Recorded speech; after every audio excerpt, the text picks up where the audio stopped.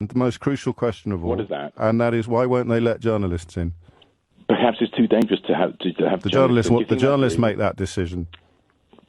Journalists make that decision. No, but it's for the military authority to decide whether it's prudent, given their military operations. And then 2 minutes ago, you were reminding me that there are Palestinian journalists there. Yes, there are. Yeah, so why won't they let foreign correspondents who are absolutely chomping at the bit to get into Gaza, get into Gaza? You know that. I know that. No. We know what the answer is. We know that it's because Israel cannot countenance what would actually be reported. What, hiding arms in maternity wards? No, because they can't let journalists in, because if they did, you wouldn't be able to come on the radio and tell lies like that.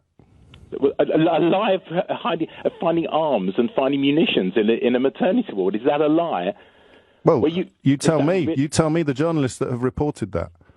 No, you've just bold-faced said it was a lie. So obviously you have evidence. You tell me the journalists that have. You tell me the journalists that have reported that. You tell me the journalists that have reported that, or have you taken that from the same people that killed the 3 British aid workers yesterday? I take that from the video evidence of the army who have gone in. Say that again. Say that again more slowly. The video evidence that who? The video evidence from the Israeli army, from lady soldiers. So there we are.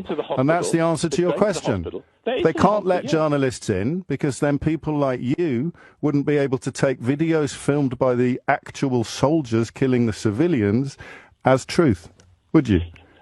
Well, from your position, James, anything Israel says is obviously always going to be wrong. Which is why you need independent journalists in there. Which is why you need independent journalists in there, Trevor. You see it now, finally.